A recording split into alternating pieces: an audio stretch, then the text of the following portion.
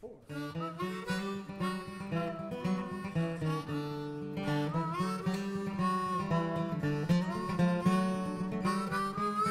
Welcome to W&L Sports Weekly. I'm your host, Jeremy Franklin. This week we'll speak with baseball coach Jeff Stickley, as well as Tamara Morse from the riding team. But first, here's a quick look back at last weekend in W&LSports. At the NCAA Division III Swimming Championships in Minneapolis, sophomore Chris Washnock recorded honorable mention All-America honors in the 200 backstroke. He placed 14th overall in the event. In its first home conference action of the season, the baseball team used a pair of walk-off wins to sweep a doubleheader from Guilford on Saturday. Junior Greg Laswell got the win out of the bullpen in both contests and was named ODAC Pitcher of the Week. W&L then fell 9-5 at home to Tufts on Sunday.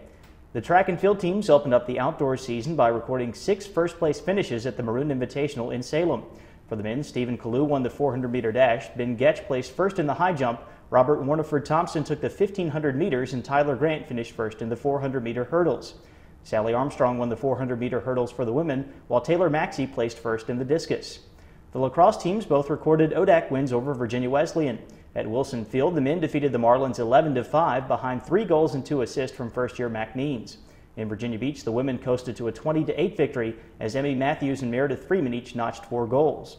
On Friday, men's tennis fell 5-4 at Hampton-Sydney in a rematch of last year's ODAC championship. And the golf team finished tied for 13th in a field of 27 teams at the Jekyll Island Collegiate in Georgia. With me now is baseball coach Jeff Stickley. Coach, welcome back to the show. Thank you. You had the 2 walk-off wins against Guilford, then you went on the road and beat Shenandoah, a ranked opponent, 16-11 yesterday. What do those wins do for your team's confidence moving into the second half of the season?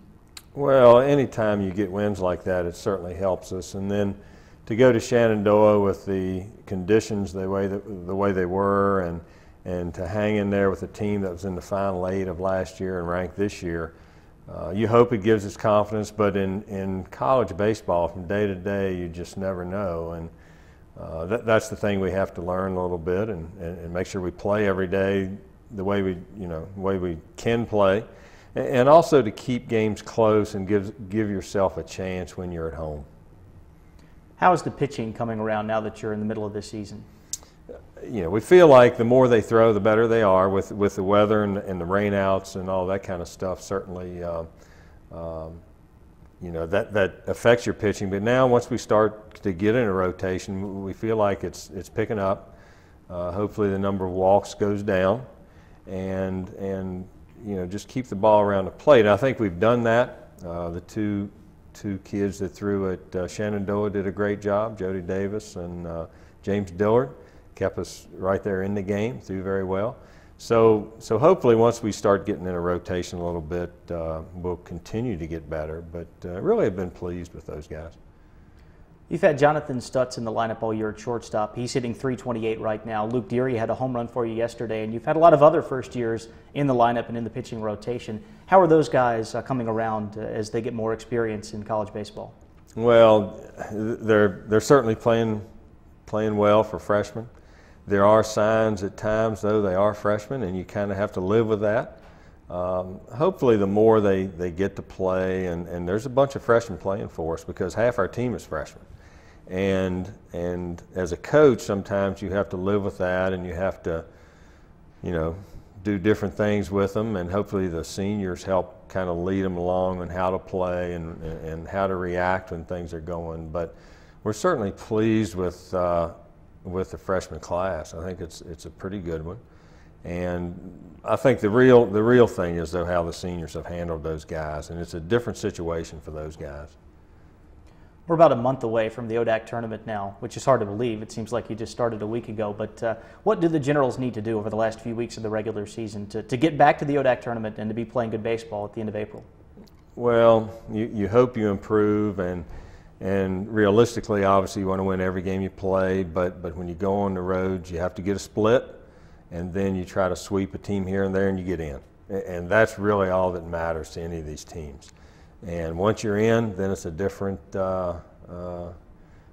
situation, and we've usually handled that pretty well. And we've gotten them ready to play in that situation.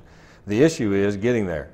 And buddy, this conference is any day anything can happen, because the teams that were on the bottom are now getting better, and they're catching up, and it's just it's a big mess.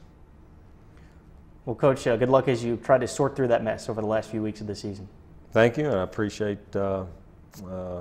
keeping up with us, and our guys like it, and certainly helps. Thank you, Coach. Joining me now from the riding team is Tamara Morse, sophomore from Bristow, Virginia. Tamara, welcome to the show. Thank you. For the Generals, the February portion of the schedule, you had a second-place finish at Hollins and a fourth-place showing at Sweetbriar. How did things go for Washington Indley once you got back to action about a month ago? It went well. Obviously, the second-place finish was great for us. We were really happy with that. We finished up the season with a little bit lower placing at regionals, but it's a really tough show. It's only point riders, so you get one shot and you're done. And then we had the Collegiate Cup at the Virginia Intermont Show at the Horse Center, and that was really good. We had two teams riding, and one was third and one ended up seventh. So that was really good for us, and since then we've just been preparing for ODACs. Individually, you finished as the reserve champion in the Cashillon Cup standings. Could you tell us a bit about that competition and what it means to play so high? So the Cashillon Cup is basically between the open riders. So everyone in the open level, all your points accrue for both flat and over fences classes for the entire year. And the top placing rider goes on to a national competition from each region. And so second place was really exciting for me, especially as a sophomore. So I really hope to be able to compete nationally by my senior year. So it was just really an honor to end up so high. Generals have the ODAC Championship coming up at Randolph on April 9th. What will Washington and Lee need to do to be successful there?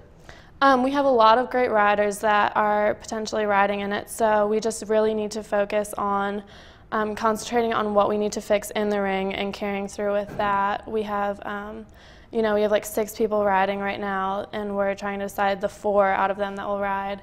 And so whoever ends up riding is going to be great. We just need to make sure to focus once we're in the ring. You said earlier that you hope to be competing nationally by the end of your career. What kind of expectations do you have for the team over the next 2 seasons? For the team, I see us doing really well. We have a lot of strong riders coming up. So as they get more situated to the IHSA style of riding, I really see them all doing well, and I see the team improving within the region to hopefully top 3 next year. I would love to see that. Tamara, thanks so much for joining us here. Good luck at the ODAC Championship. Thank you. The men's and women's track and field teams will host the W&L Carnival this weekend. 22 teams are coming to Lexington for the event. Action kicks off at 1 p.m. Friday and will continue at 9 a.m. Saturday. Women's tennis heads to Fredericksburg for the Fab 5 tournament hosted by Mary Washington. The Generals open up competition with 24th ranked Skidmore on Friday. They will also face number 2 Emory on Saturday and 18th ranked Johns Hopkins on Sunday. In golf, W&L heads to Camp Lejeune, North Carolina for the Marine Corps Intercollegiate. It runs from Friday through Sunday.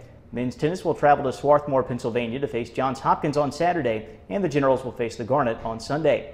In ODAC action, the baseball team visits Hampton-Sydney for a doubleheader on Saturday, while men's lacrosse plays at Randolph-Macon. And on Monday, the women's lacrosse team hosts a rematch of last year's ODAC championship game when Roanoke comes to town. Follow that contest live on WLUR and B2. For W&L Sports Weekly, I'm Jeremy Franklin. Thanks for watching.